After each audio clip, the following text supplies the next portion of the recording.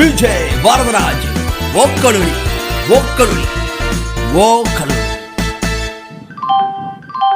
அனைவருக்கும் வணக்கம். நீங்கள் கேட்டுக்கொண்டிருப்பது உங்கள் விஜய் வரதராஜின் वक्लुली. आप है तमिल पीपल का लिसनिंग है विजय वरदराज वक्लुली का पॉडकास्ट ये कहना है. Happy men's day to you, happy men's day to you. அனைத்து ஆண்களுக்கும் இனி ஆண்கள் தின நல்வாழ்த்துக்கள். மொத்தம் அவங்களுக்கு எதுக்கடா உங்களுக்கு மென்ஸ் டே அப்படின்னு சொல்லிட்டு நீங்கள் எல்லோரும் கோவப்படலாம். பெண்கள்லாம் கேட்கலாம், உங்களுக்கு ஒரு நாள் இருக்கும்போது எங்களுக்கு ஒரு நாள் வரக்கூடாதா அப்படின்ற எண்ணம் உதிக்கிறது. இருந்தாலும் பார்த்தீங்கன்னா இப்போ உங்களுக்கு ஒரு நாள் தேவை தான். ஏன்னா பெண்கள் வந்து தங்களுக்கான எவ்வளோ தினம் தினம் குடும்பங்களை வாழ்க்கையில் அனுபவிக்கும் பொழுது அவங்களுக்கு ஒரு நாள் வச்சு தனக்கு பெண்ணையும் பேசுறதுக்கு நியாயமான விஷயம் தான். ஆனால் எங்களுக்கு ஒரு நாள் வேண்டும் அப்படி வந்து மிகப்பெரிய ஒரு தேவை. உங்களுக்கு உங்கள் அம்மாலாம் உட்காந்து பாடுங்களா, உங்கள் அம்மா எங்கள் லவ் பண்ணிக்கலாம், நம்மளை டார்ச்சர் பண்ணி ஆணாதிக்குங்கிற பேரில் வரச்சின கொடுமையில் அடிச்சு டொமஸ்டிக் வேலை பொறுக்கி நீங்களாம் இதுக்கடா பிறந்தீங்க, நீங்கள் பெண்கள் திட்டும்பொழுது எல்லா ஆண்களும் அதே கேட்டகரி இல்லை அப்படிங்கிற சொல்ல வரோம். அனைத்து ஆண்களும் பொறுக்கிகள் இல்லை, அனைத்து ஆண்களும் யோக்கியங்களும் இல்லை. அதே மாதிரி தான் பெண்களுக்கும். You have to understand this philosophy.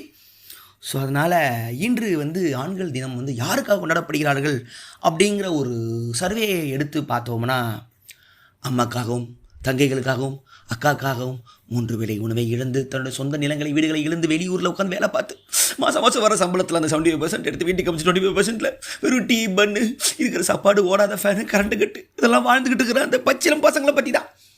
அதில் ஆண்களும் வருவாங்க. இதில் கல்யாணமாவத முரட்டு சிங்கிள்கள், முதிர் கண்ணிங்கிற வார்த்தை இருக்கும்போது முதிர் கண்ணனுங்கிற வார்த்தை ஏன் தமிழ் மொழியில் நான் அவங்களை கேட்டேனா. ஸோ இவங்களுக்கான ஒரு நாளாக இந்த மென்ஸ் டேவை கொண்டாட வேண்டும். நம் ஆண் சமூகங்களே, ஆண் சொந்தங்களே, என் ஆண் உடன்பிறப்புகளே. ஸோ அதுதான் என் மூளையில் ஒலித்தது. அதுக்கப்புறம் வந்து பார்த்திங்கன்னா, இந்த மொரட்டு சிங்கிள் அப்படிங்கிற வார்த்தை வந்து எல்லோரும் மீமில் வந்து காமெடியாக பேசிக்கிட்டு இருக்கானுங்க. அது வந்து ஒரு காமெடியான சொல் அல்ல, அது மிக ஒரு சோகமான ஒரு சொல். மொரட்டு சிங்கிள் அப்படி யாருன்னா, பொண்ணு கிடைக்காத ஒரு பையன். அவனுக்கு என்ன ஆசையாக புண்டா பொண்ணு கிடைக்கூடாதுன்னு? அவனுக்கு பொண்ணு கிடைக்கல, ஏன்னா அதற்கான தகுதி அவனுக்கு இல்லை என்பது பெண்கள் உலகத்துலன்னு சொல்கிறாங்க. ஒரு ஆம்பளை நல்லா சம்பாதிக்கணும், நல்லா வேலைக்கு போகணும், அவனுக்கு ஆசை தான். ஒரு 35 வயசில் சொட்டையா பஸ்ஸில் ஓரமாக கையில் அந்த பேக்கை வச்சுக்கிட்டு, டிஃபன் பாக்ஸை வச்சுக்கிட்டு பைக்கில் போகிறாங்களா பார்த்துக்கலாம். பஸ்ஸில் ஓரமாக தான் அவனோட ஃபேஸை நீங்கள் பார்க்கும்போது டிப்ரெஷன் இருக்காங்க தெரியும். அதாவது அவங்களுக்கு தனக்கு கல்யாணம் ஆகவில்லை 90s கிட்டுங்கிற மீம் ஜோக்கு இப்படி ஒரு மிகப்பெரிய சோகம் இருக்கிறவங்க யாருக்குமே தெரியாது. அவங்கள பற்றியும் பேசலாம். இல்லைனா சில பசங்க ஜாலியாக சுற்றுவாங்க, காலேஜ் படிச்சிருப்பாங்க, ஆனால் வீட்டில் கடன் இருக்கும், ஒரு அக்கா இருக்கும், ஒரு தங்கச்சி இருக்கும். இவங்களுக்கு நம்ம கல்யாணம் பண்ணி வைக்கணுமேனு சொல்லிட்டு நம்ம காலேஜிலிருந்தே தனக்கான வாழ்க்கையை வந்து அதுக்குரிய கோல்லே செலுத்திட்டு தன்னோட ஆர்ட்ஸில் இருந்தாலும் முடியாது, நான் வேலைக்கு போகணும், எனக்கு ஃபேமிலி பிரச்சனை இருக்குது சொல்லி 99% பசங்களை அப்புறம் சுற்றிக்கிட்டு இருக்காங்க. இந்த அட்ராசிட்டி பண்ணுறீங்க ஆனாதிங்க பிடிச்ச முண்டாமிங்கன்னா வளப்பிலிருந்தே சைக்கோ புண்டைகளாக வளர்கிற அந்த ஆண்களை பற்றி பேசக்கூட தகுதி எங்களுக்கு இல்லை. அவனுங்கெல்லாம் அடிச்சு கொள்ளணும். அது கிடக்கிறாங்க. அவங்கள ஒன்றுமே செய்ய முடியாது. எப்பேற்பட்ட சமூகத்தில் இப்படி ஒரு ஆம்பளை இருந்துக்கிட்டே இருப்பான். அவங்க அப்பா சொல்லியிருப்பாங்க, அங்கே வெறும் ஆம்பளைனா இப்படி தான் இருக்கணும், புரியுதா, பொம்பளைங்களை அடித்து வளர்க்கணும் மாப்பிள்ள, அவ்வளோதான் நமக்கு கீழேங்கிறத ஒருத்தன் ஃபாலோ பண்ணிட்டு வரான். அந்த டாமனை நீங்கள் என்ன பண்ண முடியும்? ஒன்றும் பண்ண முடியாது. அவனை நீங்கள் ஓரளவுக்கு அவன் கொஞ்சம் கொஞ்சமாக மாறிக்கிட்டு இருக்கான். இப்போ நிறைய இந்த பெண்ணியவாதிகள் பெண்ணிய கருத்துக்கள்லாம் படிக்கும்பொழுது, பெரியார் புக் படிக்கும்போது எல்லாம் ஒரு படிக்கும், நம்ம தப்பு பண்ணிக்கிட்டு இருக்கோம் மாப்பிள்ள, நம்மளும் மாறணும்னு கொஞ்சம் கொஞ்சமாக இறங்கி வந்து அவன் மாறிக்கிட்டு இருக்கான். பெண்களும் மாறுறாங்க, ஆண்களும் மாறுறாங்க. ஸோ அவனுங்களை விட்டுருவோம். Is the change of the evolution of the depression of the oppression. ஆனால் தன் வாழ்க்கையவே தன் குடும்பத்துக்காக மட்டுமே அர்ப்பணிக்கிற ஆண்களை பற்றி ஏன் என்ன சமூகம் பேச மாட்டேங்குது? அதிகபட்சம் என்ன பண்ணுவான்? உழைப்பான், சாயந்தரம் வருவான், மீம்ஸ் போடுவான், 90s கிட்ஸ் மீம்ஸ் பார்ப்பான். நம்மள தான் சொல்லியிருக்கேன் மாப்பிள்ளை, நம்ம தான் அதுங்கிற ஒரு சோகம் இருக்கும். மேட்ரிமோனியில் போய் தேடுவான், பொண்ணு கிடைக்காது. ஐடி முடிச்சுட்டு 60,000 1 lakh வாங்குற அமெரிக்காவில் வாழ்கிறவங்களுக்கு பொண்ணுகள் கிடைக்கும். எல்லா பொண்ணுங்களுக்குமே அமெரிக்காவில் இருக்கிற ஐடி வாழ்கிற மாப்பிள்ளலாம் இப்போ இந்தியாவில் இருக்கிற நமக்குலாம் யார் தான் அப்புறம் பொண்ணு கொடுப்பாங்க? இருக்கும் எல்லா பிள்ளைக்கும் வருதா இல்லையா? அவன் உட்காந்து பார்ப்பான், இரவு அழுவான், நைட்டு போவான், விட்டு பார்ப்பான், தூங்கிடுவான். ஸோ இப்படிப்பட்ட ஆண்களுக்காக தான் இந்த மென்ஸ் டே. ஒரு காலத்தில் மென்ஸ் டேக்கான தேவையே இல்லை. நாங்கள் தான் அப்படி தான் ஆம்பளைங்களை வாழ்ந்தோம், ஒத்துக்கிறோம். ஆணாதிக்கப்புண்டது ஆண் என்றாலே ஆதிக்கம் தான், ஆண் என்றாலே கண்ட்ரோல் தான். கொஞ்சம் மொழிச்சு அந்த கம்நாட்டிங்களுக்கு மற்றவங்களை கண்ட்ரோல் பண்ண தான் புத்தி. அப்படி தான் வேட்டை சமூகத்துலேருந்து வளர்ந்துட்டு இருந்தோம். கொஞ்சம் கொஞ்சமாக அவங்களும் மாறி திருந்தி நம்ம வந்து பெண்கள் என்ற ஒரு ஒரு ஒரு இறைவியை, ஒரு தெய்வியை நம்ம குடும்பப்படுத்தி வாழ்ந்துக்கிட்டு இருக்கோம். எவ்வளோ பேர் தவறு அப்படின்னு கொஞ்சம் கொஞ்சமாக புரிய வச்சாங்க.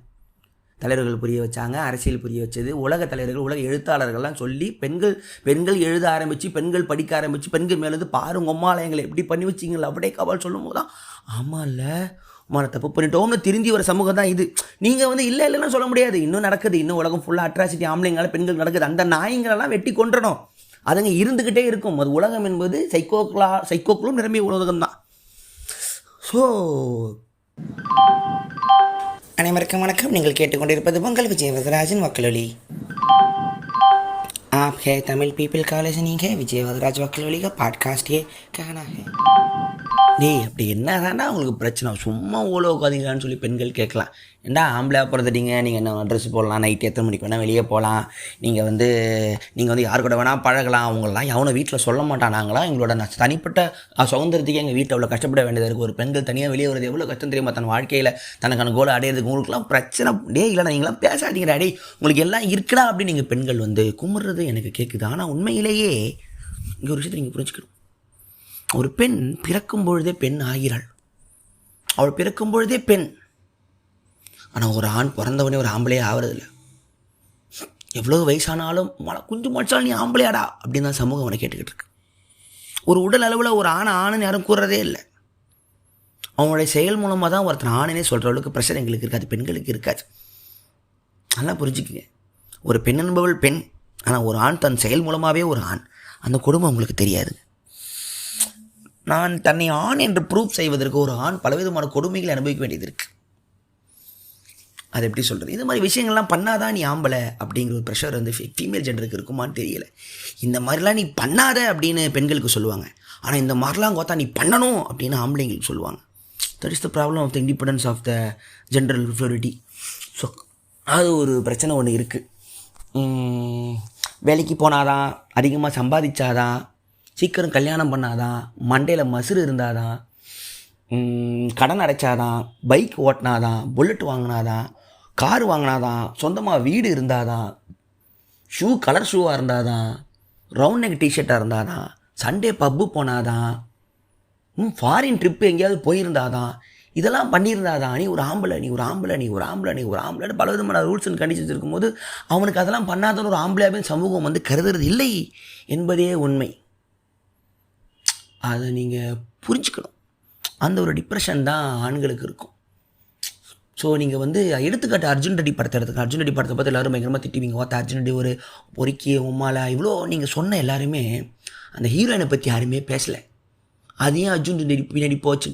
இது ஒரு எக்ஸாம்பிள் நம்ம சொல்லலாம். இப்போ நம்ம எல்லோரும் காலேஜ் படிச்சிருப்போம், ஸ்கூல் படிச்சிருப்போம்.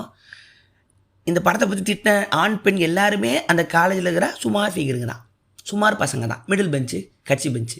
இந்த ஃபஸ்ட் பெஞ்சு அழகாக ஒரு ஃபிகர் உட்காந்துக்குது பார், அது எந்த பொண்ணு கூடயுமே பேசாது. உங்களுக்கே தெரியும். அழகாக இருக்கிற ஃபிகருங்க பொண்ணு கூட பேச தனியாக உட்காந்துக்கும், தனியாக சாப்பிட்டு தனியாக எழுந்து போயிடுவாங்க. அப்பா வந்து கூட்டு போயிடுவான். இந்த அர்ஜுன் ரெட்டி மாதிரி பயிலங்களும் ஃபஸ்ட் பெஞ்சில் உட்காந்துருப்பாங்க, பைக்கில் வருவான், வெள்ளையாக இருப்பான், ஆம்ஸ் வச்சுருப்பான். அவனும் எந்த பயிலோடும் பேச மாட்டான். இதுங்க ரெண்டு தான் எல்லா இடத்துலையும் கோத்துக்கும். எந்த பெண்ணையும் மதிக்காத பெண்ணும் எந்த ஆணையும் மதிக்காத ஆணும் தான் அர்ஜுன் ரெட்டி கப்பிள்ஸ். இந்த கப்பிள்ஸை வச்சுக்கிட்டு ஒரு ஆம்பளை சராசரி ஆண் பெண்கள் சண்டை போட்டுக்கல எந்த ஒரு பிரோஜனம் வச்சுக்குமே இல்லை என்பதுதான் என்னுடைய ஒரு கேள்வி. இன்னொன்று, அர்ஜுன் ரெட்டி மாதிரி பசங்களுக்கு மட்டுமே தான் ஏன் காதலி கிடைக்கிறது என்பது யாரையும் வச்சுருக்கீங்களா? ஸ்கூல்லையோ காலேஜ்லேயோ? அது ஆண்கள் எங்களுக்கு தெரியும், எவ்வளோ பேர் இருப்போம். ஒரு பொண்ணெல்லாம் கஷ்டப்பட்டு உஜார் பண்ணி கஷ்டப்பட்டு பிளட்டில் ஓட்டலாம் எழுதி கொண்டு வருவானுங்க. இன்றைக்குமே உடல் கட்டு இருந்துக்கிட்டு அர்ஜுன் ரெட்டி மாதிரி ரவுடிசம் பண்ணுற பசங்க பின்னாடி பெண்கள் நிறைய காதலிச்சு போகிறதெல்லாம் எல்லாரும் பார்த்துருக்கோம். பெண்கள் நீங்களே பார்த்துருப்பீங்க. அவனாடி மயிறு அவங்களே உட்காந்து போயிட்டுங்கிறா. அப்போ நம்மளாம் ஃபிகரே இல்லையான்னு. உங்களுக்குமே அர்ஜுன் ரெட்டி மாதிரி ஆண்கள் மேலே தான் ஆசை இருந்திருக்கும் கல்லூரியில். எவ்வளோ மேன்லியாக இருக்கானு. See the word the manly am denoting it's from the Wolfgang polysynchronicity. அந்த மேன்லி என்கிற வார்த்தை நீங்கள் எதை குறிப்பிடுவீர்கள்? உள்ளத்தாலேயா உடலாலேயா? உடலால் மேன்லி வந்து யாருமே கிடையாது. ஒரு ஸ்கூலில் 2 பேர் இருப்பான் மேன்லி. 24 வருஷம் ஜிம் போகிற பையனாக இருப்பான், நல்லா தின்றுப்பான், நல்லா தூங்கியிருப்பான், அவங்க அப்பா கோடி சொன்னா இருந்திருப்பான், காரில் வருவான், பைக்கில் வருவான். But not every middle class people, lower class people, higher class people யாருமே வந்து மேன்லிங்கிற வார்த்தை வராது. என்ன ஸ்கூலில் என்னத்த உடம்பு வச்சிருப்பா, எல்லாமே ஒலி பிச்சாமல் தான் சுமார் ஆலையும். அங்கே ஏதாவது ஒன்று அழகாக இருக்கும். இந்த ஸ்கூல் கல்ச்சர் எல்லாமே அவங்க தான் டான்ஸ் ஃபங்க்ஷன்லாம் ஆடி, இந்த mister school, mister campus, mister வெஸ்டிஃபெஸ் அந்த மாதிரிலாம் ஆடி அவார்டு வாங்குவாங்க. அவங்க எப்படி ஏய் மேனி அவனை பாரு மேன்லியாக இருக்கான் அப்படிம்பாங்க. நம்மளாம் மிடில் பெஞ்சில் உட்காந்து மச்சான் எப்போ மச்சான் பிடி போட முடியும்னு சொல்லிட்டு உட்காந்துக்கிற பசங்க தான் நம்ம.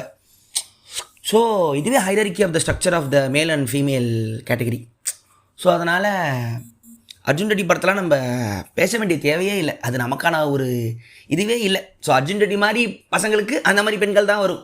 அது ஒரு தனி கேட்டகரி. ஒரு சைக்கோக்கு ஒரு சைக்கோ தான். ஸோ நாம் சண்டை போட வேண்டிய தேவையில்லை. ஸோ அதனால் அந்த படத்தை நம்ம ரெஃபரன்ஸ் வந்து எடுத்துடலாம். உண்மையிலேயே மனிதர்கள் எப்படி இருக்கிறாங்கன்னா, காதல் கொண்டின் வினோத்து தான் முக்கால்வாசி ஆண்களுக்கு ஒரு சரியான ஒரு எடுத்துக்காட்டான ஒரு படமாக இருக்கும். ஹலோ எப்படி இருக்கீங்கன்னு தனியாக உட்காந்து பேசிகிட்டு இருப்பாங்க பெஞ்சில். யாரும் இல்லை அந்த பெஞ்சில், திவ்யா கிட்ட.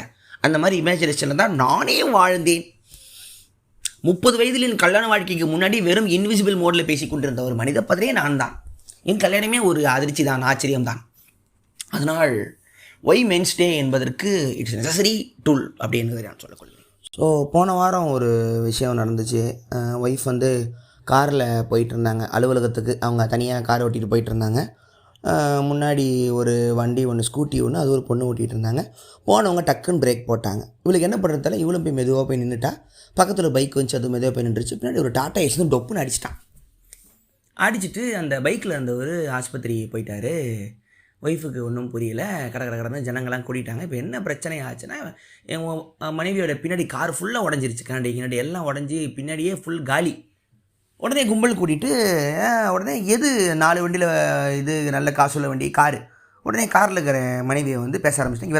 இவ தான் மோதிட்டா, இவ தான் இடிச்சிட்டா, நான் பார்த்தேன், ஆமாம் ஆரம்பிச்சிட்டான். உடனே ஒரு வயசான திடீர்னு உள்ளே வந்து இல்லை நான் பார்த்தேன், அந்த பொண்ணும் பிரேக்கு போட்டுருச்சு, போய்ட்டு அந்த டாட்டா ஏசி தான் அடிச்சிட்டான்னு சொல்லி சொன்ன உடனே தான் உடனே எனக்கு ஃபோன் வருது. நான் ஷாரா வீட்டில் இருக்கேன். அங்கேருந்து ஓடியாரேன்.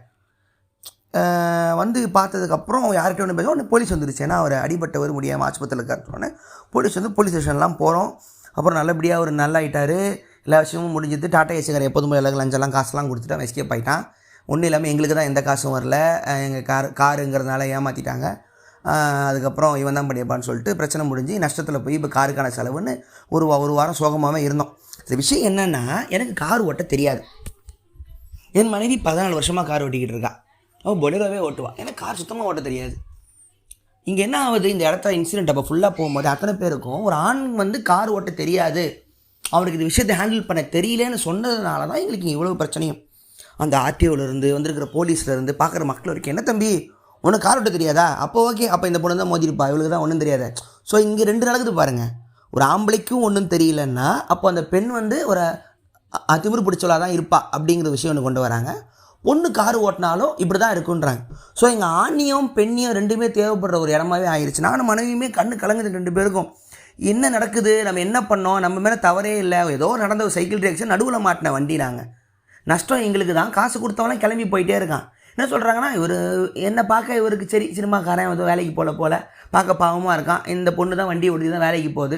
ஸோ என்னை வந்து அவள் தான் பார்த்துக்கிறா, ஒரு வந்து சரி ஹஸ்பண்டை பார்த்துக்கிற மனைவி போல், அப்போது ரைட்டு இதை ஏமாற்றிடலாம், இதை அப்படியே டீலில் விட்டுறலாம் அப்படிங்கிற ஒரு விஷயத்தில் ஆட்டோமேட்டிக்காகவே சமூகம் வந்துடுது. ஸோ என் மனைவிக்கு எங்கே கண்ணு கலங்குச்சுன்னா, மாமா அவர் வந்து மோதி நல்லா வந்தது கூட சந்தோஷத்தை விட, கார் உடஞ்சதோட சந்தோஷத்தை விட, ஒரு பொண்ணு கார் ஓட்டினா இப்படி தான் ஆக்சிடென்ட் ஆகுமோன்னு எல்லாருமே நான் பார்த்து சொல்கிறாங்கன்னு என் மனைவி அழ ஆரம்பிச்சிட்டா. எனக்கு கண்ணு கலங்குது. இந்த இடத்துல என்னால் ஒன்றும் பண்ண முடியலைங்கிற வருத்தம் தான் என் கண்ணு கலங்குது.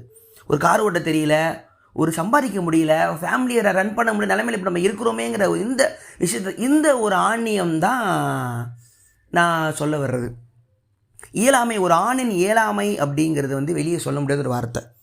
எங்கள் காரை ரிப்பேர் பண்ணுற ஒரு மெக்கானிக்கு என்னை பார்த்து சிரிக்கிறார். அவரை பொறுத்த வரைக்கும் எனக்கு காரை பற்றி ஒன்றும் தெரில, வேலைக்கு போகல, என் ஒய்ஃப் தான் காசு எடுத்து கொடுக்குறா, ஏமாற்ற பார்க்குறாரு. ஆனால் என் ஒய்ஃபு காரை பற்றி தெரியணும்ல, அவர்கிட்ட சண்டை போடுறா. அந்த இடத்துல ஒரு சண்டை போடும்போது, ஒரு ஆம்பளை சண்டை போடாமல் ஒரு பொண்ணு சண்டை போடும்போது அந்த ஆம்பளை கிண்டல் பண்ணுற வழக்கம் எல்லாருக்கிட்டையுமே இருக்குது. ஓ, ஆம்பளைங்க கண்ட்ரோல் இல்லாத ஃபேமிலியாக அப்போ ஏமாற்றிடலாம். ஸோ ஒரு ஆம்பளைக்கு வந்து அவன் தெளிவாக இருக்கணும், அவன் கோவப்படணும், சண்டை போடணும், அவன் எடுத்து நடத்தணும் அப்படிங்கிற ஒரு விஷயம் இல்லைன்னா பெண்களும் முட்டாளாக இருப்பாங்க அப்படிங்கிற ஒரு கம்பல்சரியில் சமூகமே கொண்டு வரதுங்கிறத இங்கே இருக்கிற கடுப்பே. ஸோ அப்போ தான் இது புரிஞ்சுது. ஸோ நம்ம அப்புறம் யோசிச்சுக்கிட்டேன். அப்போது நானும் என் மனைவியும் வந்து அன்றைக்கி என்ன முடிவு பண்ணோன்னா, அடுத்த முறை ஏதாவது பிரச்சனை அப்படின்னு வந்துச்சுன்னா நம்ம மேலே தப்பே இல்லாட்டியும் நம்ம தான் முதல்ல கத்தணும் போலடி அப்படின்னு. அவனும் கரெக்டு மாமா, அமைதியாக இருந்ததுனால தான் நமக்கு ஒன்றும் தெரியல, நம்ம முட்டாளுன்னு நினச்சிக்கிட்டு இருக்காங்க, அடுத்த முடிவு நான் காரோட கற்றுக்கிறேன் பாப்பா அப்படின்ட்டேன். கற்றுக்கிறேன், பிரச்சனை என்னன்னு பார்த்தா நான் ஸ்டேரிங் வீலில் உட்காரலங்க தானே இந்த நாய்ங்களுக்குலாம் பிரச்சனை. இப்போ ராம்பில் கார் அடித்தா போதுமா அவனுங்களுக்கு? ஒருவேளை நான் கார் ஓட்டுறேன், இறங்கி உமால எவன்டா என் காரை உடச்சது புண்டாமைங்களா அப்படின்னா, ஒருவேளை அந்த டாட்டா ஏசிக்காரன் பயந்துருப்பானோ, அவன்கிட்ட காசு வாங்கியிருந்துருக்கலாமோ. நான் சண்டை போட்டதில்லை, ஆக்சிடென்ட் பார்த்ததில்லை, வண்டி விட தெரியாது, அவங்ககிட்ட சத்தமாக கூட எனக்கு பேச தெரியல. உடனே நீ யார் ஏமாந்தது?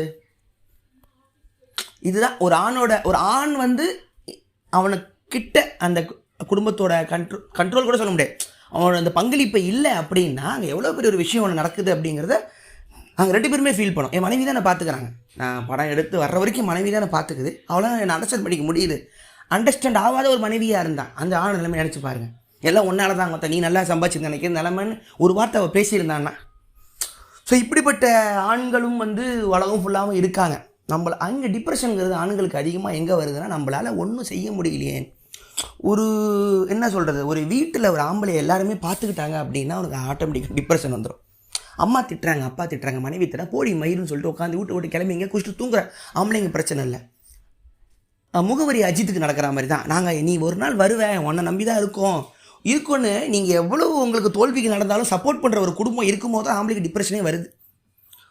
ஸோ அந்த விஷயத்தை பற்றி யாரும் அதிகமாக பேசுகிறது இல்லை. ஸோ மென்ஸ்டேல் அதை பற்றியும் யோசிக்கலாம். ஆண்களுக்கு மன அழுத்தம் வர்றதுக்கான காரணம் இயலாமை. நம்மை நம்பி இருக்கும் ஒரு குடும்பத்திற்கு, இந்த சமூகத்திற்கு நம்மளால் ஒன்றும் செய்ய முடியலையே அப்படிங்கிற இயலாமையில் ஒரு வேலைக்கு போகிறவங்க, ஒரு பாஸ் நம்மளை திட்டும் பொழுது ஒரு ஆண் வந்து அமைதியாக நிற்கிறான்னா, உம்மால் அவன் காலேஜில் மிகப்பெரிய ரவுடியாக இருந்திருப்பான், பிரச்சனை அடித்து வாயை உடைக்கிற ஒரு ஆம்பளை சப்ப பாஸ் டீம் லீடர் ஏதோ ஒரு ஊர்லேருந்து மொக்கையாக பேசிக்கிட்டு இருப்பான், கை கட்டி நிற்கிறான். எதுக்கு அது 35,000 சம்பளம் கொடுப்பான், வீட்டில் போய் கொடுக்கணும், ஒரே ஒரு காரணம் கொண்டதான். இதே டீம் லீடர் அவன் ஆஃபீஸில் மேனேஜராக இல்லாமல் வெளியில் சும்மா பார்க்கு மேலே துப்பினா கூட உம்மால் அப்படியே கம்மல் வாயை உடைக்கிறாரே நம்மளை தான் கை கட்டிக்கிட்டு நிற்கிறான். இதை பற்றி யாரும் பேசுகிறதில்லை. ஸோ இந்த ஒரு சராசரி தினம் வாழ்க்கையை தன் ஆணாக தன்னை ப்ரூஃப் செய்து கொள்வதற்காக கஷ்டப்பட்டு நொந்து நூடுல்ஸ் ஆகிற ஒரு ஆண்களை பற்றி இந்த சமூகம் பேசணும் அப்படிங்கிற ஒரு விஷயத்துக்காக தான் இந்த மென்ஸ்டே இருக்குன்னே கூட வச்சுக்கலாம். ஸோ இது பெண்ணியத்திற்கு எதிராக நிகழும் ஒரு ஆண்ணியம் விஷயம்லாம் கிடையாது. மென்ஸ்டேங்கிறது காண தவறப்பட்ட, இதெல்லாம் கவனிக்க தவறப்பட்ட, தினம் பெண்களைப் போல் அவதிப்பட்டு கொண்டிருக்கும் ஆண்களின் ஒரு நாள். ஸோ இதை பெண்களும் புரிந்து கொள்ள வேண்டும், ஆண்களும் புரிந்து கொள்ள வேண்டும். இன்றைக்கு எங்களுக்கான நாள். we are going to enjoy the fucking day. So men, so kids, so men, so children, all enjoy. Bye happy men's day. Vijay Varadaraj, ஓக்கலுளி.